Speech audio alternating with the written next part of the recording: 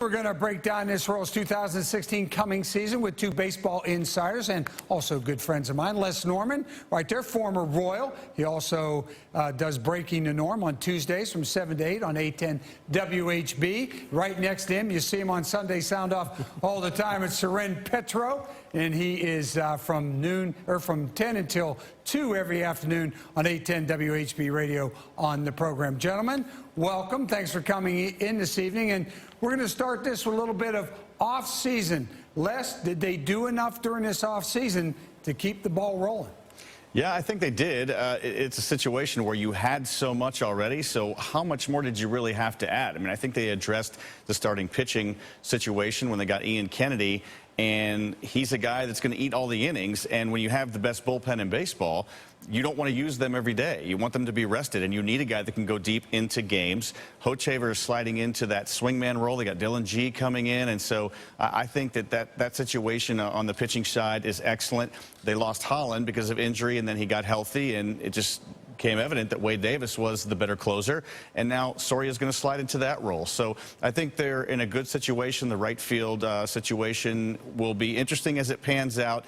They've got Infante that is coming back healthy, but now Mondesi's waiting in the wings, and so I think they're in as good a position as they could be for any particular signing, and based on how much money they're going to have to spend in the future. Yes, sir, and that's the thing. That they added what they could add, I guess, especially when they redid Perez's contract and signed all the other guys. Yeah, I mean, I think maybe they added more than any of us thought they could have when they went out and added Ian Kennedy with the price tag he got, and bringing Alex Gordon back, which was a huge key.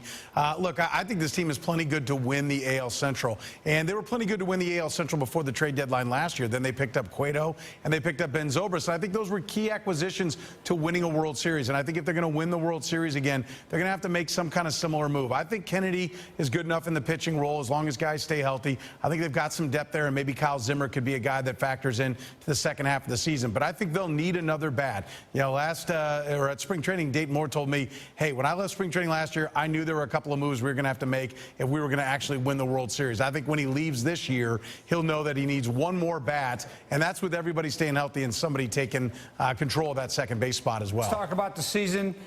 Give me a prediction for this baseball team. Where are they going to end up when it's all over? You know, I'm going to put them down for about 92 wins. I mean, 95 wins is a lot, and I think they can duplicate that, but they're going to need everybody to stay healthy. They didn't stay completely healthy last year. I think that's important to note. Les mentioned Greg Holland going down. Before the year even started, Tim Collins went down. Omar Infante battled injuries. You've got to have depth. I think they've been robbed of a little bit of the depth, particularly out there in right field, so I think that'll be a question mark. So I'll put them down for 92 wins, and until they're beaten now, they've, 2 years in a row, they didn't win the division 2 years ago, but they were AL champs. I think you say they're the team to beat. Until somebody beats them, you pick the Kansas City Royals, and we know Dayton Moore came from an organization that knows how to keep it rolling. There's certainly no excuses for the guys in that clubhouse. Everybody's been paid. There's no reason for any grumpy attitudes around there. They're all getting the money. Now it's time to step up and try to make some history. I'll put my money behind them and say they get it done. Les, where do you see them finishing?